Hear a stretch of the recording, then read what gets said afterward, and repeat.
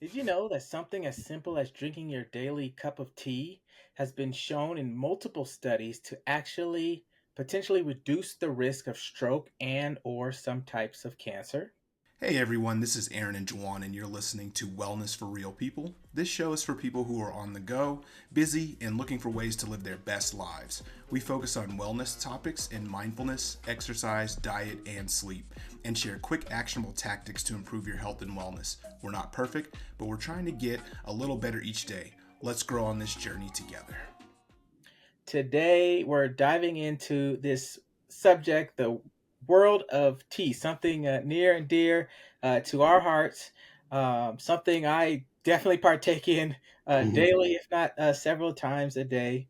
But we're going to dive deep, deep into it. And I think there's some really interesting research that we're going to discuss today. So, we're back with another episode of Wellness for Real People. My name is Juan, here with my co host, Aaron. And we're discussing today an article from UC Health. It's titled The Health Benefits of Drinking Tea. Now, full disclosure, we do own a tea company. Okay. So I just want to get that out of the way. Right. Okay. This particular episode is not our attempt to try to sell you directly our tea. We have other mechanisms for doing that, advertising and all those sorts of other things. So that is not the point of our discussion today. But I want to keep it real with the audience. That's one of our, core pillars. We're going way beyond just the teas that we sell and diving deeper into this vast world with centuries of history related to this beverage, one of the most consumed beverages in the world, and that is tea. So, Aaron, before we kind of dive into some of the history and some of the benefits that were outlined in this particular article, what stood out to you as you were reading through the article?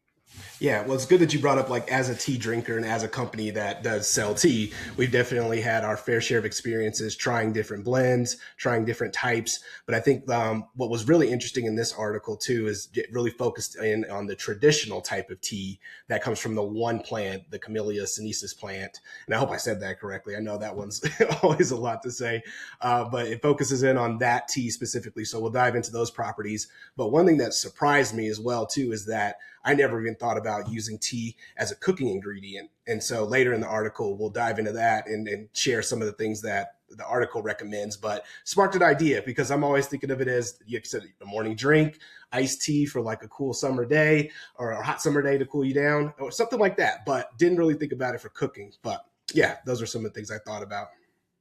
Great, great. Well, let's get into it. So, the article kicks off talking about the history of tea, and it dates back thousands of years. Some of the earliest references to tea date to around 2737 BCE, and it originated in China. And there's an old legend that says, a few leaves from the Camellia sinensis plant fell into Emperor Shen Nong's hot cup of water, and he was pleasantly surprised by the great taste and the medicinal properties of the drink. And as a result, tea was born. And I don't know if that's like an actual story or just some kind of legend, Yeah. but it makes for a great, It makes it pretty interesting to think about. It's a little bit more romantic. yeah, great Just origin story. like Um, somebody like just randomly throwing leaves in hot water and see what happens. yeah, Like it was meant to be. It was destiny. But yes. yeah. So there are many different ways to prepare tea and add additional ingredients to the tea. Sometimes you'll see like a ginger tea for digestion, or some orange for flavor, or peppermint. Those were added in later years, and different styles of preparation also emerged with darker teas, ranging from the white tea all the way to a black tea. And so what followed is this kind of globalization of tea as it became popular, in countries and cultures around the world, from Tibet to Europe, Japan, India, Russia, and even here in the United States, we had this whole thing called the Boston Tea Party, right? Yeah. Which is a big event in the founding of this particular country. And so, tea is one of those things that's just been around for a very, very long time and has traveled the world and has a very rich and complex history associated with it. in terms I of think bringing you actually different did some tea to. travels too, as well, right? To actually see tea in a different country. If you want to share a little bit about that, I think the readers would love to, or listeners would love to hear about that too. Yeah, I don't know if that was last year or the year before last. I actually went to Japan for family vacation, and one of the excursions that I signed up for and drug my family along to was this trip to the tea growing region in Japan, and we actually went to this tea farm where they actually grow and produce specifically matcha tea, matcha so I just learned a lot about how it's grown and harvested and the production methods and even to your point a bit earlier around cooking with tea. They had a whole tasting menu of like a lunch with different infusions of tea in the food. Yeah, I never saw So that. Yeah, yeah, it was actually it was really delicious. I yeah. was I was surprised. Um, so yeah, tea is one of those things that even before we started the tea business, I just have always been a casual drinker of tea. But once we got into the pandemic, and we're just spending more and more time at home, I just got deeper into this world of learning about tea and the different styles and preparations and just one of those rituals that is just a part of my daily life now. So, Aaron, maybe you could talk a little bit about some of the research that the article discussed around some of the health benefits of drinking tea.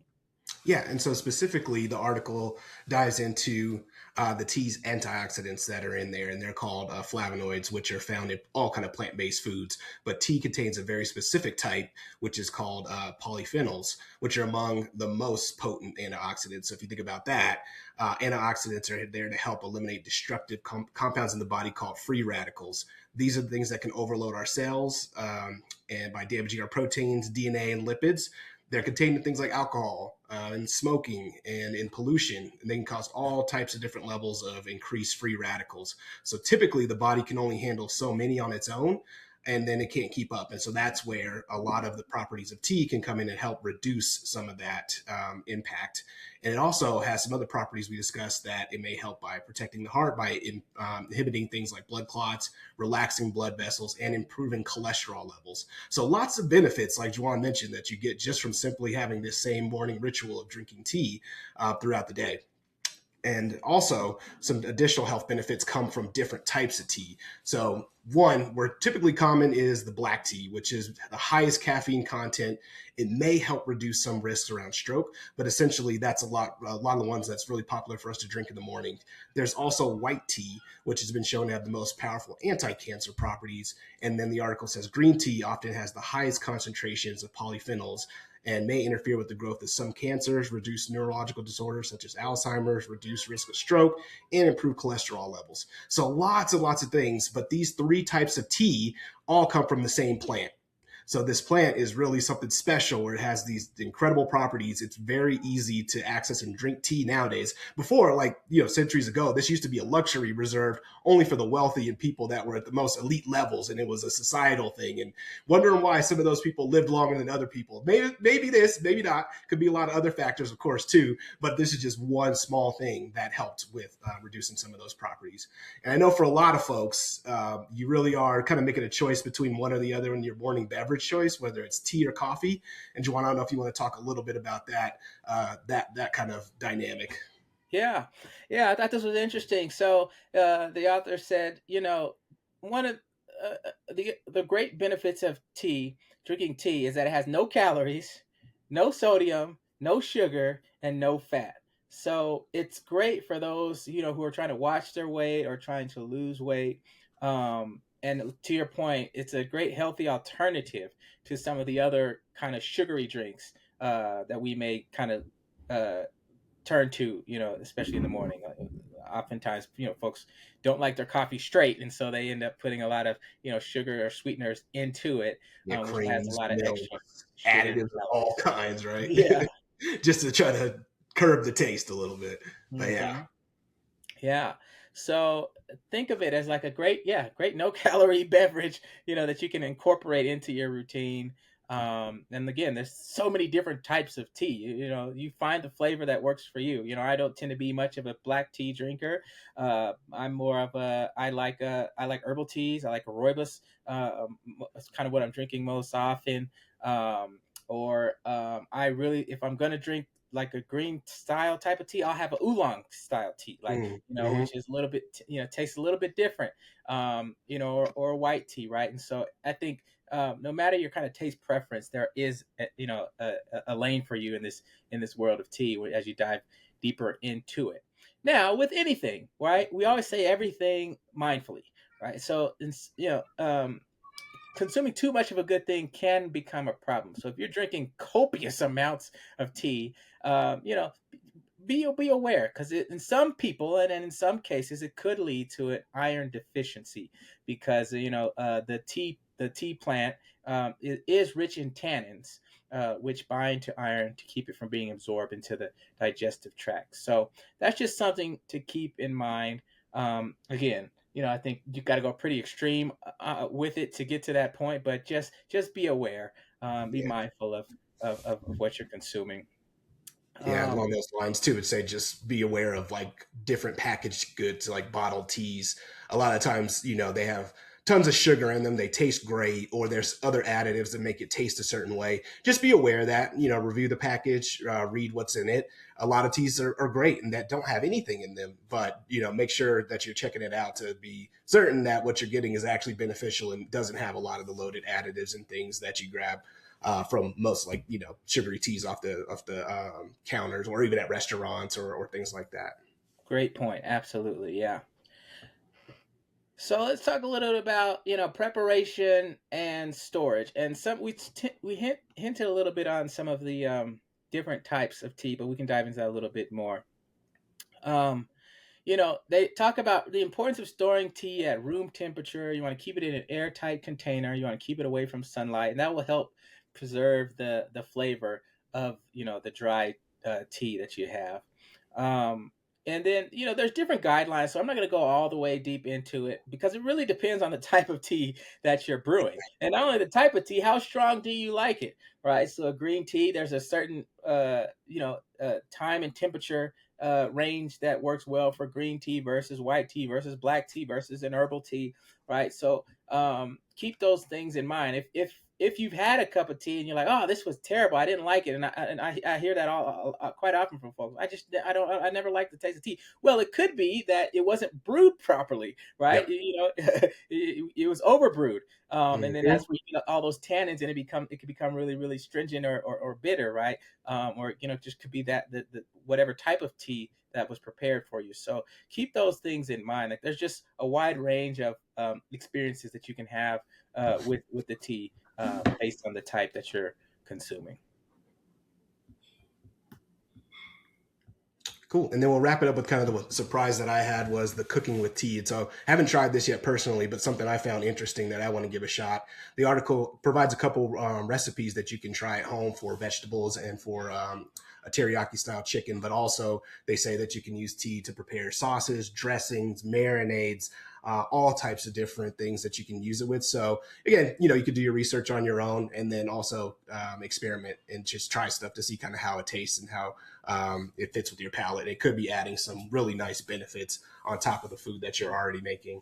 But yeah, that's about it for this article in particular. So yeah, like you said, Juwan, very interesting. We came across this one as we're doing research for our pillar around diet, and the fact that this is about tea, we sell tea, but also just an interesting topic in general. I think for this world of tea, there's thousands of years of history and study and all of that you can dive into.